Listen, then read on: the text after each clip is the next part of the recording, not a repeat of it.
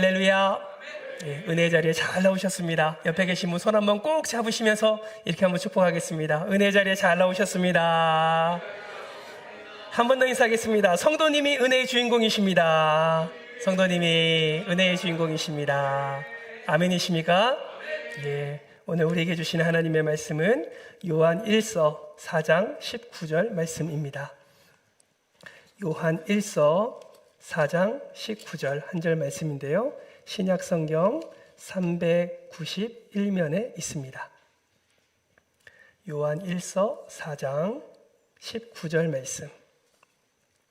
우리 한 절 말씀 같이 읽도록 하겠습니다. 함께 했습니다. 시작. 우리가 사랑함은 그가 먼저 우리를 사랑하셨습니다. 한 번 더 시작. 우리가 사랑함은 그가 먼저 우리를 사랑하셨음이니라. 아멘. 여러분 질문하겠습니다. 사람은 변할까요? 변하지 않을까요? 네?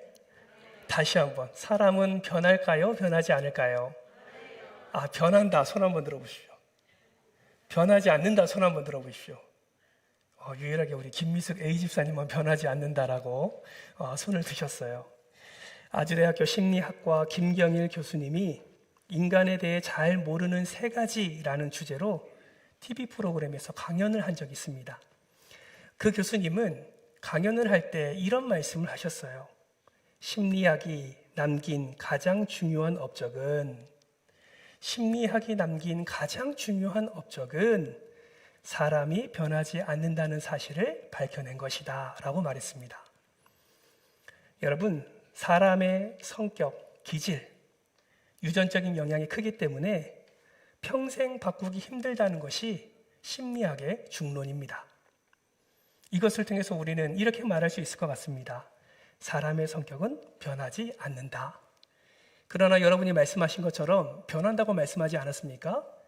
그렇게 변한다고 느끼는 것은 후천적 영향에 의해서 생각이나 관점이 바뀌면서 삶의 자세와 태도가 변하는 것이지 사람 자체가 변하는 것은 아니다라고 말하는 것입니다. 사람은 변했다면 그의 삶의 자세와 태도가 변한 것이다라고 말할 수 있다는 것이죠. 여러분, 예수님을 믿어도 마찬가지입니다. 예수를 믿으면 반드시 변화가 됩니다. 아멘이십니까? 예, 예수를 믿으면 반드시 변화가 돼요. 그러나 예수를 믿으면 사람 자체가 변하는 것이 아니라 마치 사도 바울의 고백처럼 말씀 앞에 자신을 쳐 복종케 함으로 자신의 삶의 자세와 태도가 변하는 것이다라고 말할 수 있습니다. 오늘 우리가 한 인물을 살펴봅니다. 바로 사도 요한입니다. 이 사도 요한도 매우 크게 변한 사람 중에 한 사람입니다. 이 사도 요한은 예수님의 12제자 중에 가장 어리다라고 알려져 있습니다. 여러분, 사도 요한의 별명이 무엇인 줄 아십니까? 그의 별명은 마가복음 3장 17절 말씀을 통해서 확인할 수 있는데 우리 화면을 통해서 같이 한번 그의 별명을 한번 발견해 볼까요? 같이 읽겠습니다. 시작. 또 세베대의 아들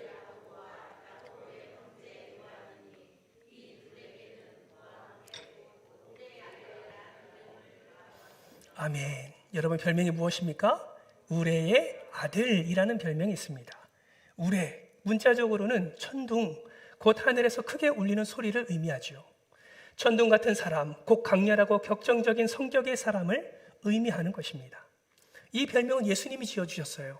어떻게 이 별명을 지어주셨을까요? 그 두 형제의 평소 모습에 급하고 또 자기를 내세우는 모습을 많이 보았기 때문에 예수님이 지은 별명입니다. 이뿐만이 아닙니다. 두 형제의 성격을 엿볼 수 있는 구절들이 많이 있지요. 누가복음 9장 54절 말씀에 보면 이렇게 말합니다. 제자 야고보와 요한이 이를 보고 이르되 주여 우리가 불을 명하여 하늘로부터 내려 저들을 멸하라 하기를 원하시나이까.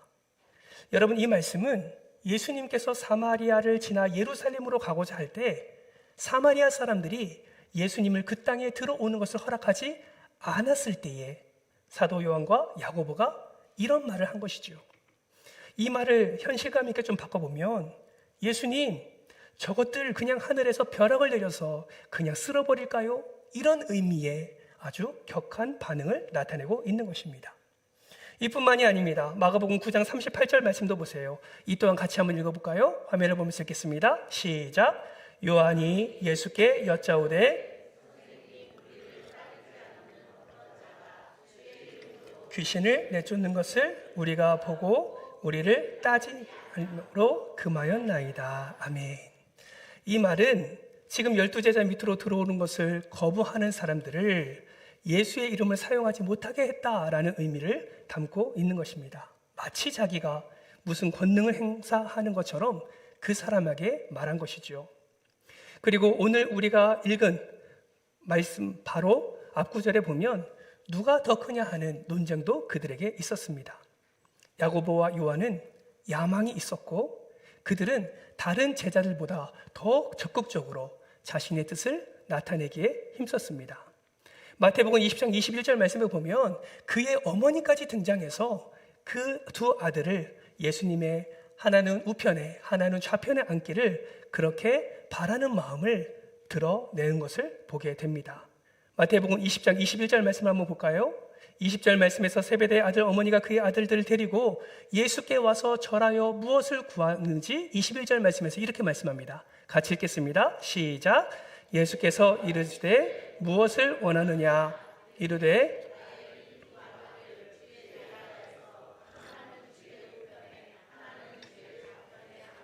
명하게 명하소서. 아멘.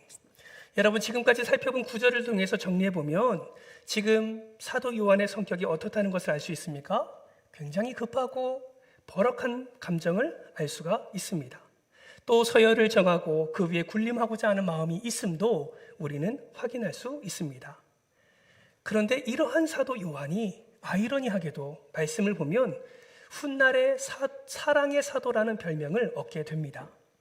우레의 아들이었던 그가, 성격이 급하고 버럭했던 그가 서열을 정리하며 마치 자신의 무슨 권능이라도 있는 것처럼 많은 이들에게 자신을 드러냈던 이가 사랑의 사도라는 별명을 얻게 되었다라는 것이죠.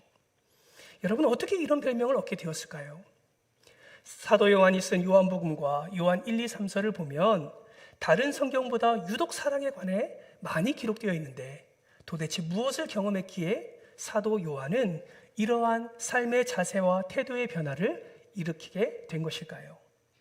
전승에 의하면 노년의 요한은 주일이 되면 제자들이 들것으로 모셔와서 설교를 했다고 합니다.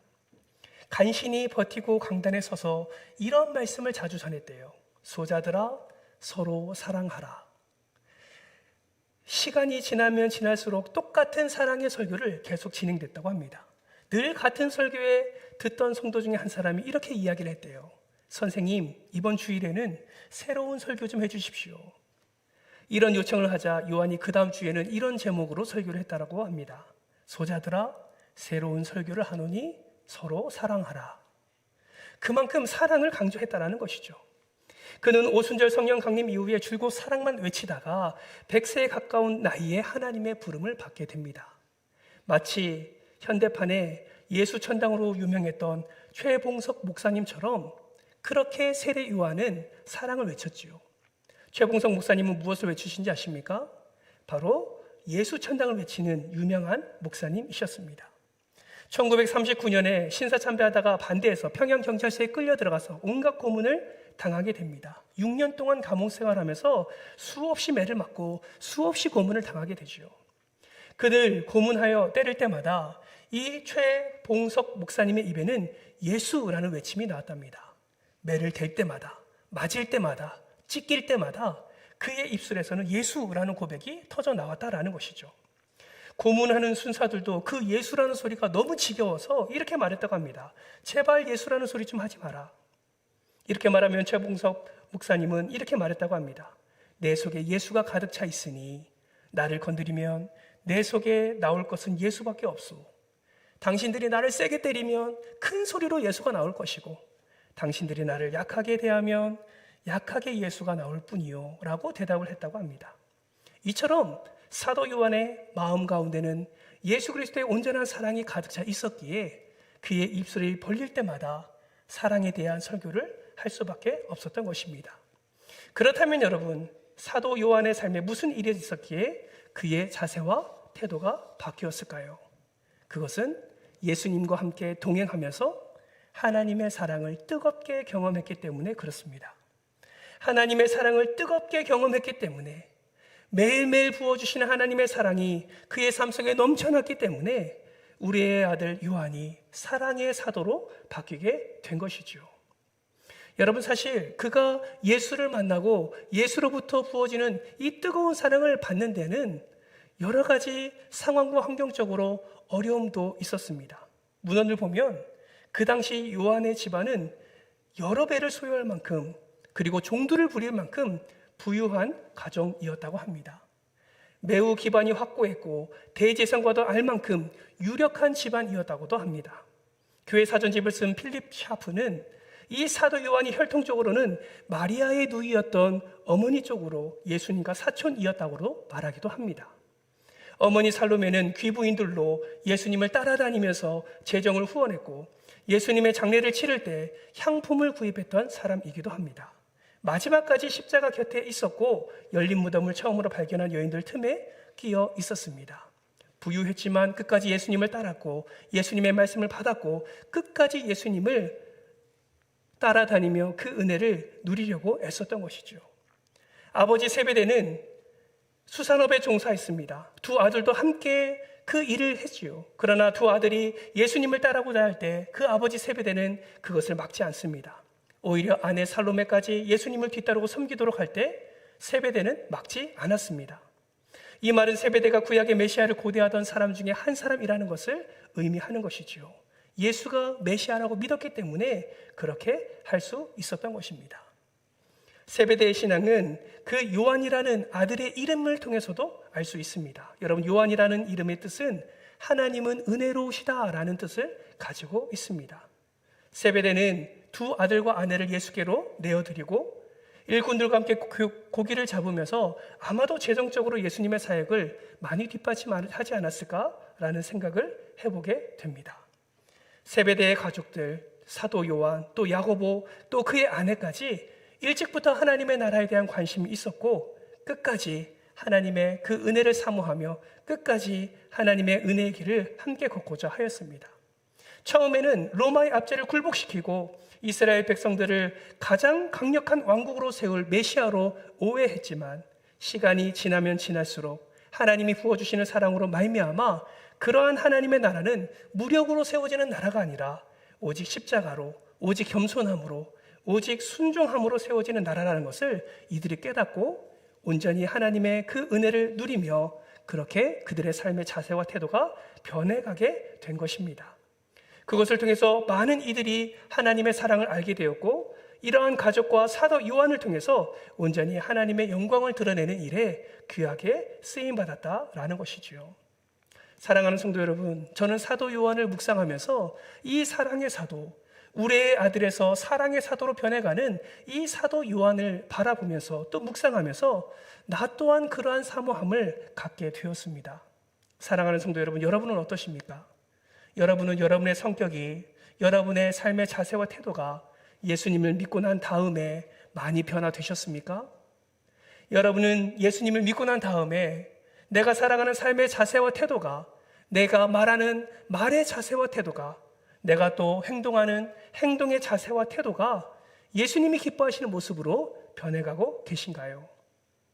아마도 나의 모습을 볼 때 나는 여전히 변하지 않은 것 같다라고 생각할 수 있지만 여러분, 처음 예수 믿을 때와 지금 예수 믿는 여러분의 모습을 한번 비교해 보십시오. 아마도 여러분은 정말 많이 변했다라는 사실을 깨닫게 될 것입니다. 사도 요한은 예수 그리스도를 만난 후 그러한 변화를 누렸습니다. 그리고 그 변화가 삶 속에서 나타났습니다. 삶 속에서 나타나서 그 삶을 통해서 예수 그리스도의 온전한 사랑을 고백했습니다. 그러나 그러한 삶의 변화는 단번에 일어나지 않지요. 오히려 그런 삶, 그런 성화의 삶을 살아가는 동안에도 수시로 악한 사단은 우리의 마음 가운데 죄를 더 저지르게 하는 그런 악한 마음을 우리에게 주는 것도 경험하게 됩니다. 사도 바울은 이런 우리의 내적 실체를 이렇게 고백합니다. 로마서 7장 19절에서 21절 말씀을 우리 한 절씩 함께 교독해 볼까요? 제가 19절 말씀을 읽겠습니다. 내가 원하는 바 선은 행하지 아니하고 도리어 원하지 아니하는 바 악을 행하는 도다.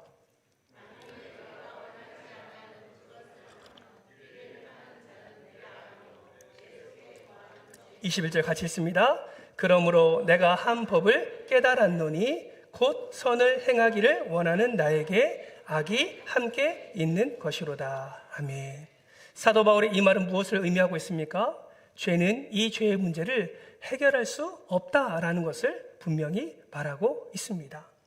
내가 예수를 믿고 나의 삶의 자세와 태도가 변한 것 같은데 나도 모르는 순간 정말 성숙되어졌다고 생각하는 나의 삶 속에서 오히려 못난 내 성격이 튀어나올 때도 있다라는 것입니다. 그렇게 말씀을 읽고 그렇게 말씀을 공부했고 나름의 훈련을 하며 그렇게 하나님의 모습, 예수 그리스도를 닮아가기를 힘썼는데 이렇게 순간적으로 넘어지는 우리의 모습을 바라볼 때마다 우리는 좌절을 할 수밖에 없다라는 것이죠. 오죽하면 사도 바울도 로마서 7장 24절 말씀에 이렇게 고백했겠습니까? 오호라 나는 곤고한 사람이로다. 이 사망의 몸에서 누가 나를 건져내랴. 사랑하는 성도 여러분, 그러나 우리가 분명히 알아야 될 것이 있습니다. 그것이 무엇이냐면 어둠은 빛을 이기지 못한다라는 사실입니다. 여러분, 어두움의 개념이 무엇입니까? 어둠은 빛의 상실을 의미합니다. 빛이 없는 것이 어둠입니다. 어둠이라는 자체는 존재하지 않는다라는 것이죠. 빛이 없는 그곳이 어둠이다라는 것입니다. 그렇다면 우리는 무엇을 고민해야 됩니까? 나는 왜 어둠을 벗어나지 못할까?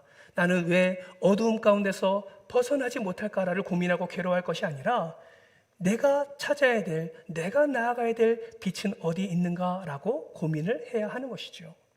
그 빛으로 나아가면 어두움은 사라지기 때문에 그렇습니다. 그래서 사도 바울은 로마서 8장 37절에서 이렇게 말씀합니다. 그러나 이 모든 일에 우리를 사랑하시는 이로 말미암아 우리가 넉넉히 이기느니라. 38절 말씀도 보세요. 내가 확신하노니 사망이나 생명이나 천사들이나 권세자들이나 현재 일이나 장래 일이나 능력이라. 39절입니다. 높음이나 기쁨이나 다른 어떤 피조물이라도 우리를 우리 주 그리스도 예수 안에 있는 하나님의 사랑에서 끊을 수 없으리라. 사도 요한은 이러한 사도 바울의 고백을 어떤 의미로 고백하는지 너무나 잘 알고 있었습니다. 그래서 사도 요한은 이 사실을 요한복음 3장 20절과 21절 말씀에서 이렇게 말합니다. 우리 두 절 말씀을 같이 한번 읽겠습니다. 시작. 악을 행하는 자마다 빛을 미워하여 빛으로 오지 아니하나니 이는 그 행위가 드러날까 함이요 진리를 따르는 자는 빛으로 오나니 이는 그 행위가 하나님 안에서 행한 것임을 나타내려 함이라 하시니라. 아멘. 사랑하는 성도 여러분, 빛 되신 예수 그리스도의 사랑이 내 삶 속에서 이해될 때에 삶에 대한 나의 생각과 태도와 자세가 변하기 시작한다는 사실을 여러분 기억하시기 바랍니다. 여전히 성격대로 살면서 좌절과 절망을 경험하고 있습니까? 빛 되신 예수 그리스도를 더 바라보시기를 주님의 이름으로 부탁드립니다. 사도 요한은 예수님의 공생의 기간 동안에 주님을 따르면서 그 많은 사랑을 받았고 그 빛 가운데로 나아가면서 하나님이 원하시는 사랑 그리고 나를 통해서 베푸시는 하나님의 사랑이 무엇인지를 분명히 깨닫게 되었습니다. 또한 십자가의 사건을 통해서 더 분명하게 예수 그리스도 그 사랑이 우리에게 어떻게 임하게 되었는지를 사도 요한은 분명히 깨닫게 되었습니다. 그래서 사도 요한은 요한복음 13장 1절 하반절에서 이렇게 말씀하시죠. 세상에 있는 자기 사람들을 사랑하시되 끝까지 사랑하시니라. 예수가 끝까지 사랑하시는 그 모습을 사도 요한은 이렇게 기록하고 있는 것입니다. 사랑하는 성도 여러분, 그러므로 우리는 우리의 삶을 돌아보면서 예수를 믿는데 나의 성격이 변화되지 않음으로 인한 좌절과 그 좌절 가운데 멈춰 서 있는 그 우리의 모습을 바라보면서 절망하는 것이 아니라 우리는 그러한 상황에서 더욱더 빛 되신 주님을 바라보고 그리고 그 빛 가운데 사랑으로 인도해 주시는 예수 그리스도 안으로 우리는 한 걸음 한 걸음 더 나아가야 될 줄 믿습니다. 사랑하는 성도 여러분, 하나님은 여러분을 사랑하십니다. 사도 요한을 사랑하셔서 그의 삶의 자세와 태도를 변화시키신 것처럼 저와 여러분의 삶 속에서도 늘 개입하시면서 우리를 사랑한다 말씀하시는 이가 바로 우리 주님이심을 여러분 믿으시기를 바랍니다. 사랑하는 제자, 그 사도 요한이 아니라 오늘 이 시간 저는 예수 그리스도의 음성으로 사랑하는 제자, 우리의 이름이 불려지는 그런 은혜의 시간이 되기를 주님의 이름으로 소망합니다. 그러한 음성을 듣고 또 매일의 삶 속에서 그 빛 대신 예수 그리스도께로 나아가게 될 때에 예수의 사랑이 우리의 삶이 어떻게 변화되는지, 우리의 자세와 태도가 어떻게 하나님이 기뻐하시는 대로 변화되는지를 주님께서 분명하게 나타내 주실 뿐만 아니라 우리를 통하여서 예수 그리스도의 사랑이 분명하게 많은 이들에게 흘러가게 될 줄 믿습니다. 그렇다면 우리는 우리의 삶 속에서 어떻게 예수의 사랑을 경험하며 우리는 어떻게 성령이 나에게 하시는 놀라운 그 역사를 경험할 수 있을까요? 여러분, 요한복음 14장 15절은 이렇게 말씀합니다. 우리 같이 한번 읽어볼까요? 함께 읽겠습니다. 시작. 너희가 나를 사랑하면 나의 계명을 지키리라. 23절도 같이 읽겠습니다. 시작. 사람이 나를 사랑하면 내 말을 지키리니 내 아버지께서 그를 사랑하실 것이요 우리가 그에게 가서 거처를 그와 함께 하리라. 아멘. 사랑하는 성도 여러분, 예수 그리스도의 온전한 사랑 가운데 거하고 싶으십니까? 성경은 분명히 말씀합니다. 너희가 나를 사랑하면 나의 계명을 지키리라. 나는 변하고 싶습니다. 내 삶이 바뀌어지고 싶습니다. 그렇게 고백하면서도 하나님의 이 놀라운 사랑의 계명을 지키지 않는다면 우리는 우리의 삶의 변화를 경험할 수 없을 것입니다. 지금의 상태, 지금의 연약함, 지금의 아픔, 지금의 고통, 그리고 지금의 그 익숙감 가운데서 벗어나 다시 말씀의 길로 걷고자 여러분 결단하시고 사모하신다면 주 예수 그리스도께서 우리에게 말씀하신 이 사랑의 계명을 더욱더 붙잡으시고 주와 함께 그 말씀을 지키기를 애쓰심으로 말미암아 예수 그리스도께서 허락해 주시는 놀라운 사랑의 변화를 누리시기를 주님의 이름으로 축복합니다. 그 사랑을 경험하고 그 사랑에 감사하여 그 사랑을 드러낼 때에 우리의 삶의 자세와 태도가 변하게 될 뿐만 아니라 그 변화되는 자세와 태도로 말미암아 하나님께서 예비하신 놀라운 은혜를 누리게 될 줄 믿습니다. 저는 소망합니다.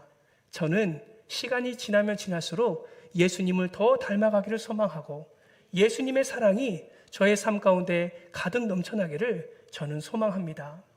저는 말씀을 묵상하면서 언제쯤 제가 사도 요한처럼 사랑의 사도라는 별명을 얻을 수 있을까라는 생각을 해보게 되었습니다. 언제쯤 여러분은 예수 그리스도로부터 사랑의 사도라는 별명을 칭함을 받게 될까요? 정말 소망하기는 멀지 않는 그 시점에 우리가 매일매일 예수의 사랑을 경험하고 그 예수의 말씀을 순종함으로 말미암아 예수님께서 친히 우리에게 너는 사랑하는 나의 제자야 라는 고백이 들리는 저와 여러분 되시기를 주님의 이름으로 축복합니다. 말씀을 맺겠습니다. 여전히 변하지 않는 나의 삶을 바라보며 때로는 실망하실 때가 있습니까? 여전히 변화되지 않은 어떤 성도를 바라보며 여전히 실족하고 있지는 않으십니까? 여러분, 내가 먼저 변해야 됩니다.